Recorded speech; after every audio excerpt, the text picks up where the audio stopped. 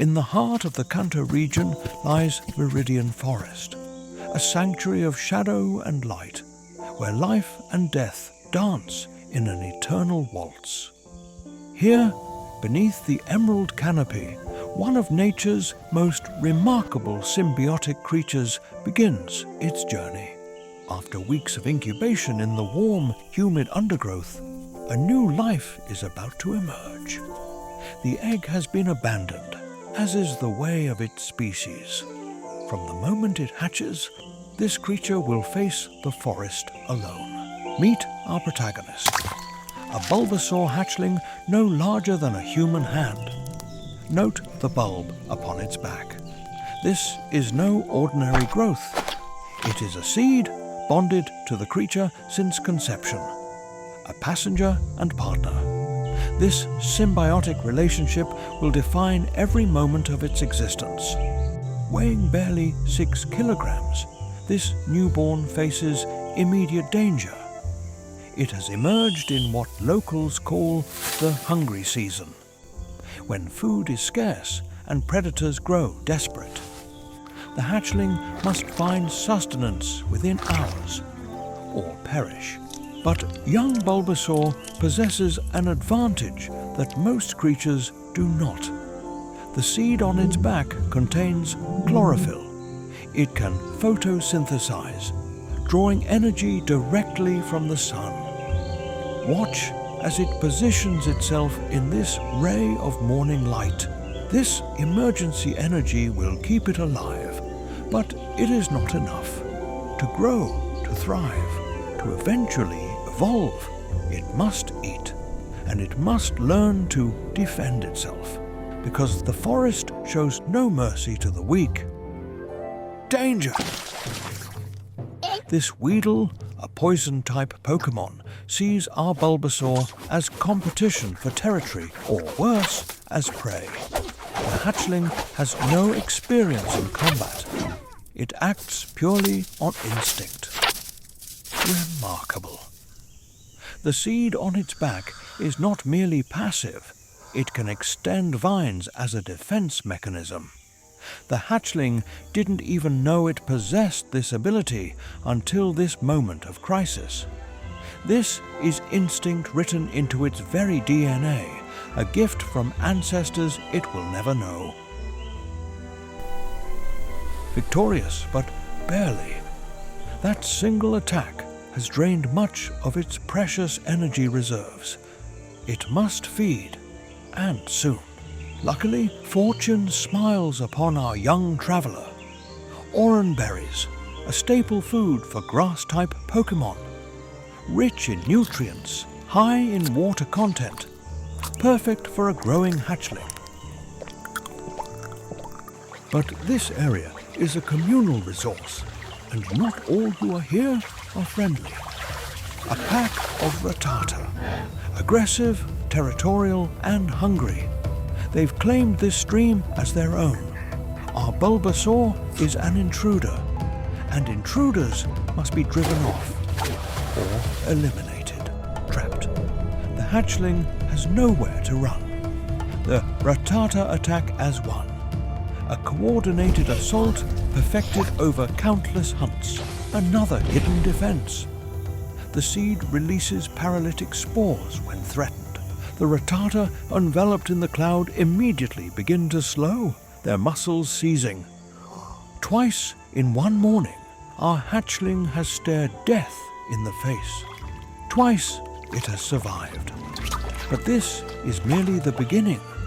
The forest is vast, and it is filled with dangers far greater than Weedle and Rattata. For now, exhausted, it must sleep. Tomorrow, the real journey begins. 6 months have passed. Our Bulbasaur has survived its first winter. No small feat for a grass-type Pokémon in these northern forests. It has grown larger, more confident. The bulb on its back has swollen with stored nutrients. It has found others of its kind, a loose community of Bulbasaurs who share this meadow. Here there is safety in numbers, but also competition. competition for sunlight, for water, for territory. The law of the forest still applies. Only the strong survive. A challenge. This male has claimed the sunniest portion of the meadow and will defend it viciously. Our Bulbasaur must either fight or accept a lesser position. Shadier ground, less growth, a dimmer future. The battle is joined.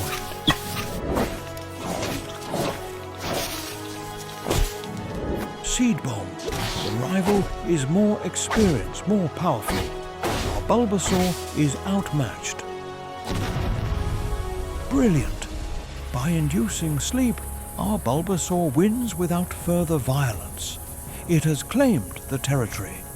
But more importantly, it has proven something to itself. It is ready for the next stage of life, evolution. In mere seconds, our Bulbasaur has become Ivysaur. Its body has doubled in mass. The seed on its back has bloomed into a flower bud, drawing even more energy from the sun. It is no longer a child, but with great power comes greater responsibility. And greater threats. Pharaoh, one of the most dangerous aerial predators in Kanto, and it has spotted our Ivysaur. Ivysaur's evolution has made it stronger, but also slower, heavier. It cannot dodge as it once could. This is a fight for survival. Power Whip, the evolved form of Vine Whip, powerful enough to halt a diving Pharaoh in mid-air. Nature is not cruel, but it is efficient. The Pharaoh will recover, but it will remember this defeat. It will not hunt Ivysaur again. Respect has been earned through strength. Our Ivysaur has proven itself against the sky, but the greatest trial still awaits. For in these forests, there exists a creature so powerful, so feared, that even the mention of its name causes Pokémon to flee. And it has entered Ivysaur's territory. Night has fallen, but our Ivysaur does not rest. The presence of the Charizard has set the entire forest on edge. Grass types are particularly vulnerable to fire types, their worst natural predator. But Ivysaur does not flee. Something has changed within it. Deep in its genetic code, there is a knowledge, a knowing that it is time for the final transformation. With fire falling from the sky, there, the Charizard. It is enormous, over 6 feet tall, with a wingspan of nearly 9 feet. It has set the forest ablaze to flush out prey. Madness, bravery, or something else entirely. Watch the bud on Ivysaur's back. It's glowing, but not with green light, with something deeper, something primal. Venusaur, the ultimate form. Over 2 meters tall and weighing 100 kilograms, the flower on its back can now absorb solar energy at unprecedented rates. 2 titans, fire and grass, natural enemies since the dawn of time. The Charizard attacks first, taking flight with flame streaming from its jaws. Venusaur has been storing solar energy for this exact moment. Solar beam. Direct hit, but Charizard is not easily defeated. Flamethrower at maximum intensity. No grass type can survive this. Surely this is the end. Mist, water vapor so thick it suffocates the flames. But this isn't just defense. Watch the mist spread through the burning forest. Venusaur isn't just defending itself. It's defending the entire forest. Every creature that lives here. This is the responsibility of an apex Pokémon. Not merely to survive, but to maintain balance. Respect. The Charizard recognizes a fellow apex Pokémon. These forests belong to Venusaur now, not through conquest, but through strength tempered with wisdom. And so our journey ends. All great journeys end with a new beginning. Venusaur has become what it was always meant to be. A guardian, a protector, a source of life in a forest that often deals in death. This is the way of the forest. This is the way of survival, not through domination, but through adaptation, not through cruelty, but through understanding one's place in the great web of life. Nature never rests, the story never ends. It simply continues.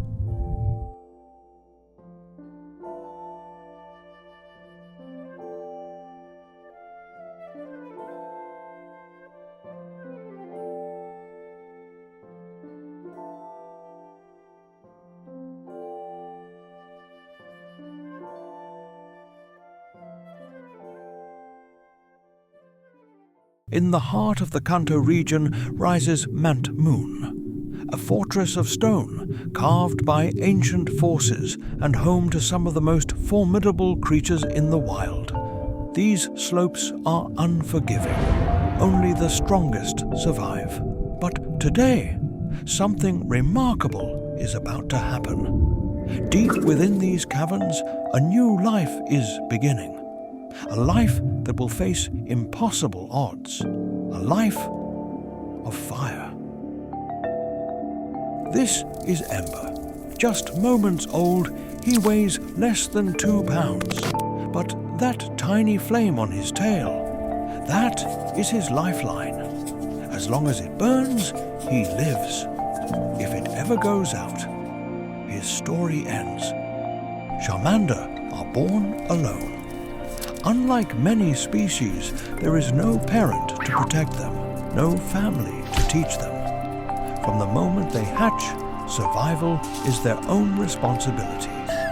He already knows his first rule: water is death. Mount Moon belongs to the rock and ground types. For a fire type like Ember, these tunnels are a minefield. Every corner could hide a predator immune to his only weapon.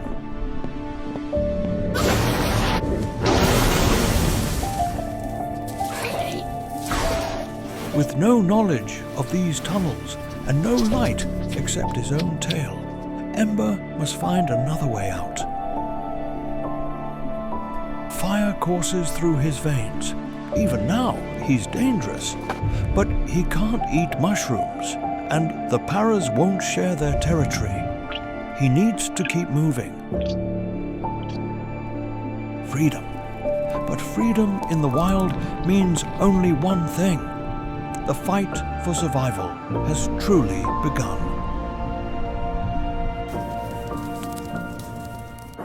Three weeks have passed. Ember has survived longer than most hatchlings, but survival isn't living. To grow, to evolve, he must eat. And that means he must hunt. His prey is fast, agile in the air. Everything he is not. But instinct guides him. Millions of years of evolution compressed into pure predatory focus.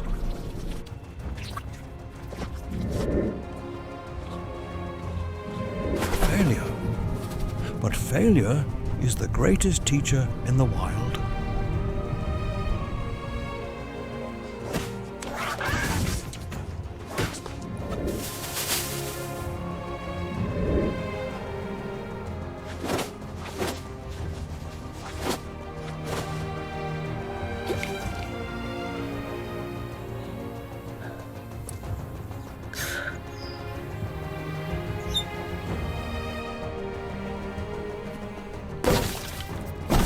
Success tastes like victory, like survival, like life. Ember has learned quickly. But in the wild, success breeds competition.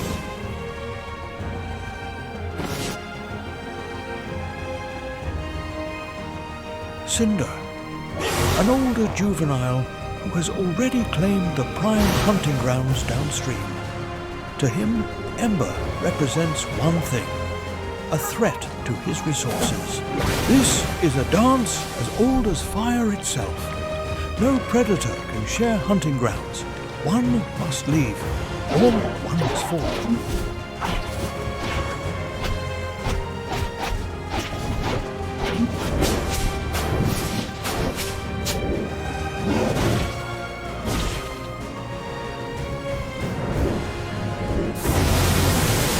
Desperation unlocks power hidden deep within.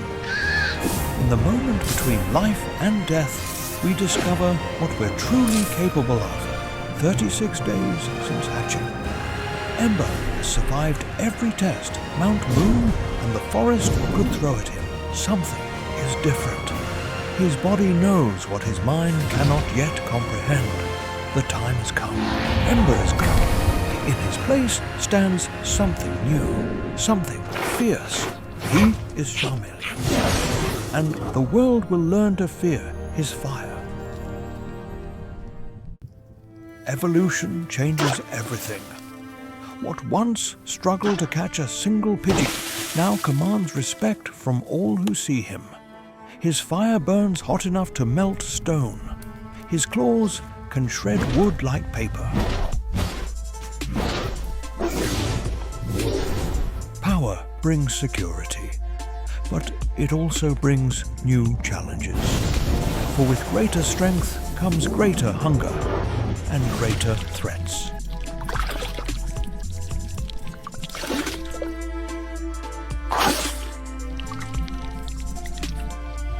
The King of the Skies. This Pidgeot has ruled these territories for 5 years. To him, Charmeleon's growing presence is more than an annoyance. It's a challenge to his dominance. Speed versus power. Fire versus wind.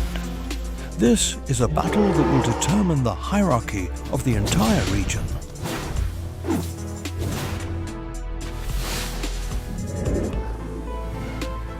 Water, his oldest fear, the one thing that can end him in an instant. In the crucible of battle, we discover our true limits, or we discover we have none.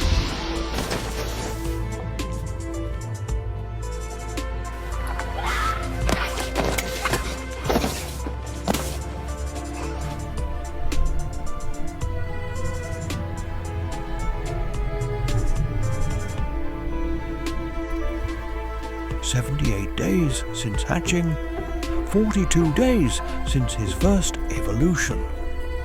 Charmeleon has achieved what few of his species ever do. He has survived, adapted, and conquered. There is one more step in his journey, one more metamorphosis, the ultimate form of his species. Charizard, the final evolution. Born from an egg the size of a football, forged in the fires of survival, tempered by countless battles. This is not just evolution, this is transcendence. From the smallest spark, the greatest inferno can grow. This is the way of fire. This is the way of life. To survive is to adapt. To adapt is to overcome. To overcome is to thrive. Because this is Mount Moon, where the weak perish and the strong endure. Where evolution is not a theory, it's survival. And where fire will always find a way to burn.